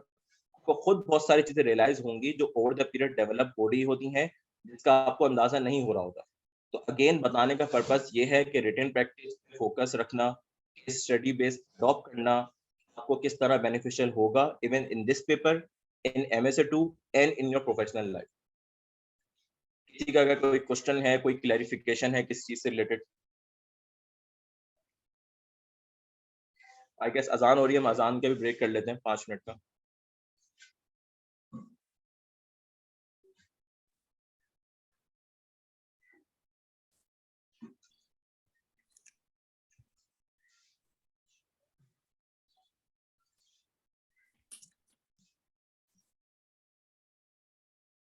अच्छा जी, कुछ सवाल आए मैं इन पे जवाब देता हूँ। यार ये एक्सेल की फाइल हम एक लिमिटेड लेवल पे बिल्कुल शेयर कर देंगे, बाकी प्लानर तो जैसे सर करें आप खुद से बनाएं, और इंशाल्लाह बिल्कुल हमारी कोशिश होगी कि हम आप हमसे प्लानर शेयर करें, हम उसमें आपको गाइड कर देंगे इंशाल्लाह। बाकी जो कंपैरिजन है पुरानी और नई स्कीम का, वो इंशाल्लाह हम बिल्कुल जो है ना वो आप लोगों से शेयर कर देंगे। ओपन बुक नहीं है ये CFAP 3 ना Suleman, it is not open book यार। BFD ओपन बुक है, टैक्स ओपन बुक है, लॉ ओपन बुक है, ये भी ओपन बुक नहीं है। लेक्चर सीक्वेंस हमारी जिस सीक्वेंस में सिलेबस चल रहा है उसी सीक्वेंस में हम इंशाल्लाह लेके चलेंगे। कुछ एरिया सर अरीब लेके चल रहे होंगे, कुछ मैं लेके चलूंगा साइमल्टेनियसली। हफ्ते में एक क्लास सर अरीब की होगी, एक क्लास मेरी होगी। अच्छा, एक बड़ी इंपॉर्टेंट चीज मैं आपसे डिस्कस कर लूँ, जो लोग सेल्फ स्टडी कर रहे हैं और या जो लोग हमारे साथ क्लासेस में रहेंगे, अप्रोच पे बात करनी जरूरी है। देखें यार, एक अप्रोच हमारे पास होनी चाहिए पेपर पास करने के लिए। तो अप्रोच क्या होनी चाहिए, मैं इसको लिख भी रहा हूँ, कहीं आप इसको जॉट डाउन कर लें, नोट डाउन कर लें। चाहे आप खुद से प्रिपेयर कर रहे हो या चाहे आप हमारे साथ चल रहे हो, सबसे पहला काम है आपने अंडरस्टैंडिंग लेनी। जैसे सर अरीब ने कहा कि इसके बगैर तो काम ही नहीं हो सकता, क्योंकि आप अप्लाई क्या करेंगे अगर हमें अंडरस्टैंडिंग नहीं होगी। तो पहले होगी अंडरस्टैंडिंग ऑफ कॉन्सेप्ट्स, ठीक है। इसके लिए आप प्रैक्टिकल एग्जांपल्स फॉलो कर रहे होंगे, इसके लिए आप जो है वो रीजंस देख रहे होंगे क्यों आया ये मॉडल। तो पहला काम है आपने अंडरस्टैंडिंग लेनी है, यानी कि अपने कॉन्सेप्ट समझना है, ठीक है। हर थ्योरी का बोस्टन मैट्रिक के पीछे क्या लॉजिक है, सही है। 4 P's ऑफ मार्केटिंग का क्या थीम है। इसी तरह अगर लेट से इम्पोर्टेड 5 फोर्सेस पढ़ाया जा रहा है तो इंडस्ट्री कंपटीशन को कैसे एनालाइज करता है। तो आपको पहले तो क्लियर अंडरस्टैंडिंग होनी चाहिए, बार्गेनिंग पावर ऑफ सप्लायर कब ज्यादा होती है, बार्गेनिंग पावर ऑफ कस्टमर कब ज्यादा होती है, ठीक है। प्रोडक्ट लाइफ साइकिल में मेच्योरिटी स्टेज आता है तो क्या होता है, मेच्योरिटी स्टेज नहीं आता, लेट्स से डिक्लाइन स्टेज आता है तो उसकी क्या निशानी है, उसकी क्या अप्रोचेस हैं। ये सारी की सारी बातें आपके पास अंडरस्टैंडिंग ऑफ कॉन्सेप्ट्स में आती है, ठीक है जी। परफॉर्मेंस मेजरमेंट, अच्छी परफॉर्मेंस किसे कहते हैं, बुरी परफॉर्मेंस किसे कहते हैं, फाइनेंशियल परफॉर्मेंस कैसे मेजर होती है, नॉन फाइनेंशियल परफॉर्मेंस कैसे मेजर होती है, बैलेंस स्कोर कार्ड दुनिया में क्यों आया। तो ये सारी की सारी बातें पहले आपने अंडरस्टैंड करनी है, ठीक है जी। उसके बाद सेकंड नंबर पे आपने काम ये करना है, लर्न इंपॉर्टेंट पॉइंट्स। देखें डायरेक्ट मैं लर्निंग पे नहीं लेके जा रहा, आप पहले कॉन्सेप्ट ले लें, समझ लें, आपको लॉजिक लगनी चाहिए, लॉजिकल लगना चाहिए। देखें कोई ना कोई रीजन है, कोई थ्योरी ऐसे ही किसी की उसमें नहीं बन गई कि यार किसी को अच्छा लगा थ्योरी बना लेते, बना दी थ्योरी। हर थ्योरी के पीछे कोई ना कोई बैकग्राउंड था।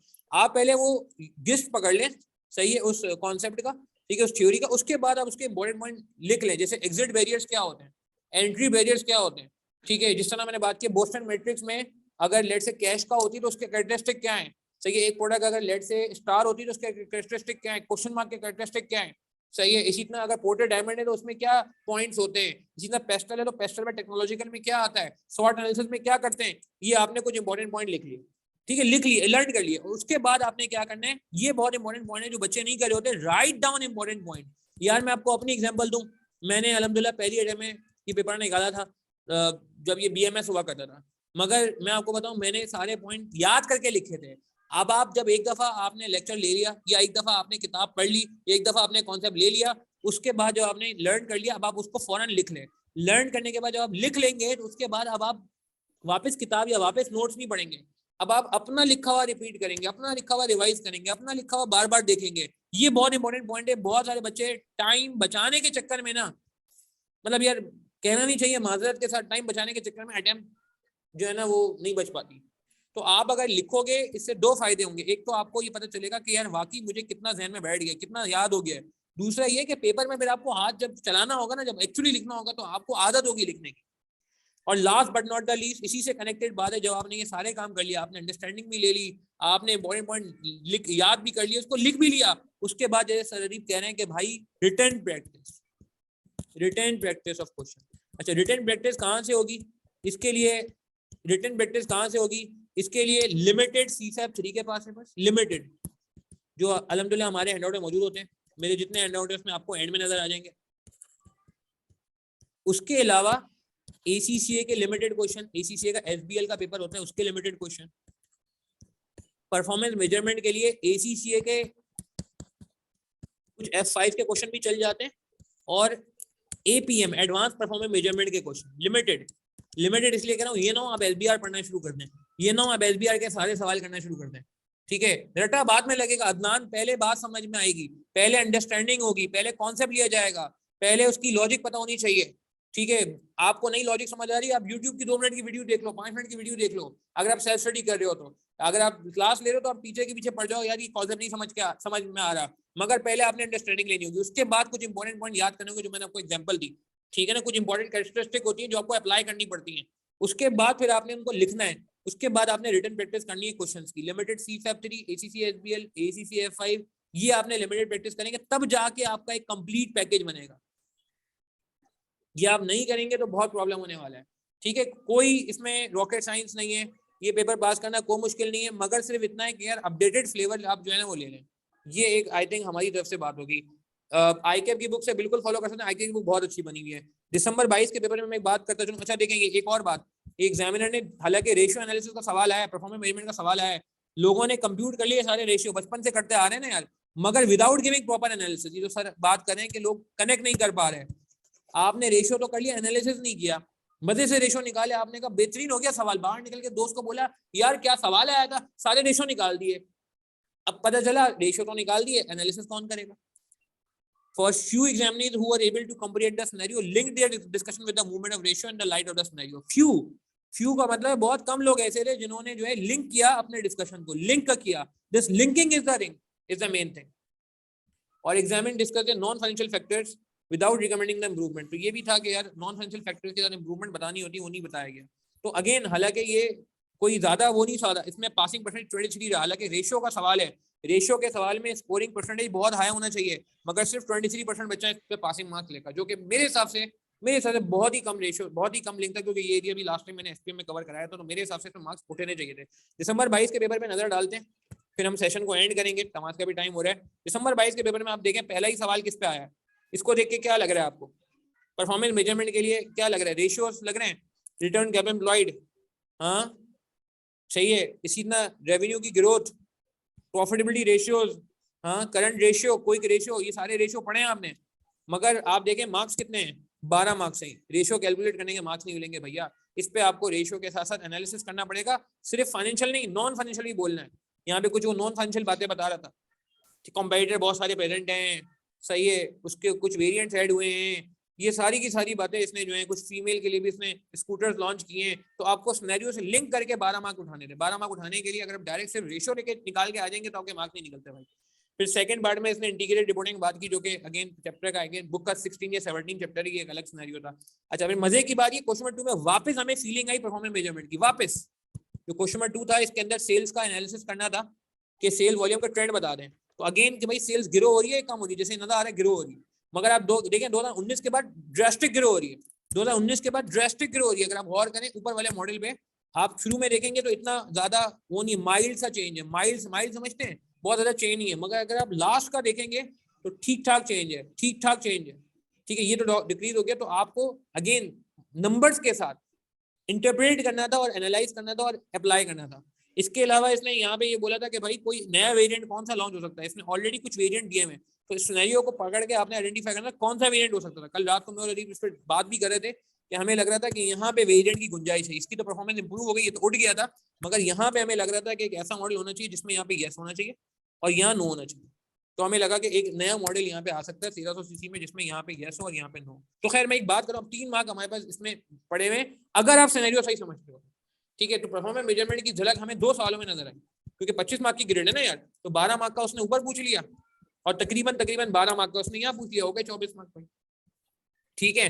फिर उसके बाद आप देखें क्वेश्चन 3 में 4 पीज है मार्केटिंग। अब यार ये भी एक बात है जो सर अरीब ने कही कि अभी देखो एग्जामिनर पे रैम कर रहा है, एग्जामिनर आपको लिख रहा है 4 पीज, एग्जामिनर चाहे तो जनरल रिक्वायरमेंट लिख दे कि रिकमेंड करेक्टिव मेजर्स, बस एग्जामिनर बोले बस ये कर दो। अब आप क्या करोगे? अब आपकी तैयारी इतनी बेहतरीन होनी चाहिए, इतनी जबरदस्त होनी चाहिए कि आप यहाँ से आइडेंटिफाई कर सको कि नहीं यार ये मार्केटिंग की सारी बातें हो रही हैं, प्राइस प्रोडक्ट प्लेस वगैरह की बातें हो रही हैं, तो आपने इसमें इसका मतलब 4 पीस लगाने। एक और चीज होती है 6 आईज, वो नहीं लगाना, ये 7 पीस नहीं लगाने, 7 पीस नहीं लगेंगे, 6 आई नहीं लगेंगे, 4 पीस ही लगेंगे। ये आपको इतनी ग्रिप होनी चाहिए सिनेरियो में कि आप रेलेवेंट लगा सको। अगेन फिर ये इसके बाद क्वालिटी कॉस्ट, जो अगेन जो बहुत ही निगलेक्टेड एरिया होता है, लोग नहीं पढ़ के जाते, तो ये उन लोगों के लिए प्रॉब्लम हुई जिन्होंने सेलेक्टेड स्टडीज की। तो अगेन जो लोग खुद से भी पढ़ना चाह रहे हैं तो उनसे ये गुजारिश है कि यार किताब आईकेएफ की आप पूरी फॉलो करें, कोई भी चीज सेलेक्टेड पे ना जाए, क्योंकि देखें इस तरह का सवाल सेलेक्टेड पे आया। फिर उसके बाद आईटी पे जो सवाल था, ई बिजनेस मॉडल, ये अच्छा सवाल था, तगड़ा सवाल था, ठीक है। उसके अलावा यहाँ पे एथिक्स में लोगों को प्रॉब्लम है, क्योंकि एथिक्स के बहुत कोई क्वालिटी क्वेश्चन आईकेएफ में नहीं है। तो इस एरिया की आई गेस हमें पास मजीद प्रैक्टिस की जरूरत है। इसके लिए हम भी खुद भी जो है कोशिश करें कि कुछ मजीद प्रैक्टिस मटेरियल आपके लिए रेलेवेंट बॉडी से आइडेंटिफाई करें। एथिक्स का सवाल लोगों को डिफिकल्ट लगा, हालांकि सवाल पता था आएगा, एक ग्रिड में भी है, मगर ऑब्वियसली इसमें थोड़ा सा लोगों को टफ टाइम फेस हुआ। और लास्ट मेरा फेवरेट एरिया, ठीक है, मैंने जब मैनेजमेंट अकाउंटिंग पढ़ाना शुरू किया था, आपको इंट्रो बताया, उस वक्त एक टॉपिक होता था नेटवर्क डायग्राम का। जो ये वही टॉपिक है जो सर अरीब कह रहे थे कि 8 मार्क का आ चुका था पिछले टाइम में, और लोगों का 8 मार्क का जो है वो यही हुआ था, डू और डाई, या तो 8 में से 0 आए थे या 8 में से 8 आए थे। इस बार ये पेपर जो है वो इस बार पेपर में 14 मार्क्स का सवाल आ गया। अनफॉर्चुनेटली जो लोग नहीं पढ़ के गए थे, हमने तो खैर ओपन फॉर ऑल रखा था, ये एरिया इत्तेफाक से मैंने ही कवर कराया था परफॉर्मेंस मेजरमेंट के साथ और बाकी कुछ थ्योरीज के साथ। तो ये बातें बताने का मकसद ये है कि सेल्फ स्टडी वालों के लिए एक यहाँ प्रॉब्लम हुई, जैसे बात हुई थी हमारी पहले, और एक यहाँ प्रॉब्लम हुई 16 मार्क और 14 मार्क, जो 30 मार्क की सर बात कर रहे थे, वो ये 30 मार्क्स, ये 30 मार्क। तो आपको यही है यार हमारी जिसे कहते हैं कि ख्वाहिश, और बाकी आपके सामने सर ने पूरा प्लान शेयर किया है। इसमें जो एरिया मेरे बाकी मेजॉरिटी एरिया सर अरीब करा रहे होंगे, चैप्टर 8, चैप्टर 9, चैप्टर 10, चैप्टर 11, 12, 13, 14, ठीक है, 15 का कुछ एरिया मेरे पास है, सही है। तो अगेन हमें पहले दिन ही हमने एक बहुत डिटेल प्लानर बनाया, इसका सारा क्रेडिट सर अरीब को जाता है, उन्होंने बिल्कुल चैप्टर का भी आप देखें सब पार्ट बनाए हुए, कि चैप्टर के अंदर सब पार्ट्स के कॉम्पिटिटिव मार्केट में हमने क्या कितना टाइम लगाना है, स्ट्रेटजी ग्रुप पे कितना टाइम लगाना है, फिर आप नीचे आएंगे तो ये पूरा आखिर तक चैप्टर नंबर 20 तक सारा हुआ है। ठीक है, कि एथिक्स में हमने कितने घंटे लगाने हैं, इस साल में इतना काम करना है, इंटीग्रेटेड रिपोर्टिंग में या ये सीन है। तो अगेन मतलब एक बहुत डिटेल्ड रिसर्च बेस्ड काम हुआ है। लास्ट बात मैं ये करूँगा, देखें यार ऑलरेडी मैं बहुत सारी चीज़ें पढ़ा रहा हूँ, तो मैं समझता हूँ कि यार सर अरीब का होना इस पेपर में मेरे लिए भी बड़ा जिसे कहते हैं सपोर्ट का बाइस है, क्योंकि ऑब्वियसली मैं नहीं समझता कि मैं अकेला अगर CFAP3 पूरा पढ़ाऊँ तो मैं जस्टिस कर सकूँ, क्योंकि ऑब्वियसली 100% BFD है, फिर CAF3 CAF6 के दोनों पेपर 100% है अल्हम्दुलिल्लाह। MS सिड्डू का भी एक मैं 1/3 एरिया ऑलमोस्ट शेयर करता हूँ। तो CFAP3 में भी यही है कि यार मैं अगर लाइट से पूरा पढ़ाने जाऊँगा तो मुझे लगता है कि शायद कॉम्प्रोमाइज़ होगी। और सर अरीब का प्रैक्टिकल एक्सपोजर भी है, एबर्ट में माशाल्लाह वो काम भी कर रहे हैं, मतलब इंडस्ट्री का भी एक्सपीरियंस रखते हैं, खुद भी चार्टर्ड अकाउंटेंट हैं। तो आई गेस एक बहुत ही अच्छा कॉम्बिनेशन जो है वो होता है। बिल्कुल BFD अल्हम्दुलिल्लाह मैं पूरा पढ़ाता हूँ, तो एक बहुत ही अच्छा कॉम्बिनेशन आपको जो है वो हमारी फॉर्म में मिलेगा इंशाल्लाह। बाकी यार ये कि कोई भी गाइडेंस चाहिए होती है, मेरा नंबर मौजूद है, आप मुझे नंबर पे व्हाट्सअप कर सकते हैं। मैं इंशाल्लाह आपकी क्वेरीज को टाइमली रिस्पॉन्ड करता रहूँगा, स्टूडेंट्स की क्वेरीज को मैं रिस्पॉन्ड कर रहा होता हूँ। बाकी कोई भी सवाल होता है, कोई कंफ्यूजन है, आप मुझे नंबर पे रीच आउट कर सकते हैं। सर अरीब भी व्हाट्सएप ग्रुप पे मौजूद है, उन्होंने भी 2 मैसेज किए थे, उनका नंबर भी आपके पास ग्रुप से आ जाएगा, ग्रुप के एडमिन से। तो कोई भी क्वेरी हो आप पूछें। और जिनकी अटेम्प्ट जून 23 है वो भी हमारे साथ ज्वाइन कर सकते हैं। जिनकी दिसंबर 23 उनके पास एक्सेस दिसंबर 23 तक रहेगा, वो कोई मसला नहीं है। आप चाहें तो अभी से स्टार्ट कर लें, दिसंबर 23 तक आपके पास एक्सेस रहेगा। देखिए इम्पॉसिबल इज नथिंग, मैं वापस रिपीट कर रहा हूँ, सेल्फ स्टडी से ये हो सकता है paper, you can pass through self study, but थोड़ा ऑर्गेनाइज रहना होगा। और ये जो अप्रोच आपसे डिस्कस की गई ना, इन बातों का ख्याल रखिएगा प्लीज यार। इसकी चाहे तो तस्वीर ले लें, नोट कर लें, लिख लें।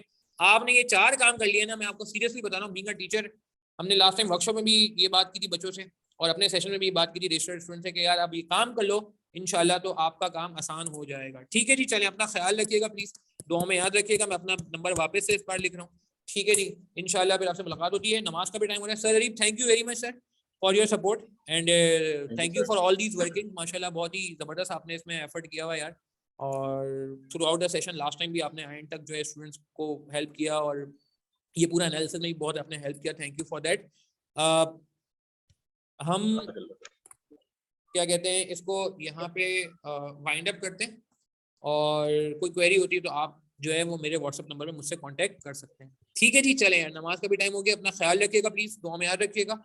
अल्लाह ताला सबको कामयाब फरमाए एंड जस्ट जिसे कहते हैं कि ट्राई योर बेस्ट। और इस लास्ट बस कमेंट ये है कि पेपर का इंसाफ करिएगा, इस पेपर को प्लीज, इस पेपर के साथ सौतेला सलूक नहीं करना है, पेपर के साथ आपने पूरा पूरा इंसाफ करना है। ठीक है जी, थैंक यू, अस्सलाम वालेकुम व रहमतुल्लाहि व बरकातहू।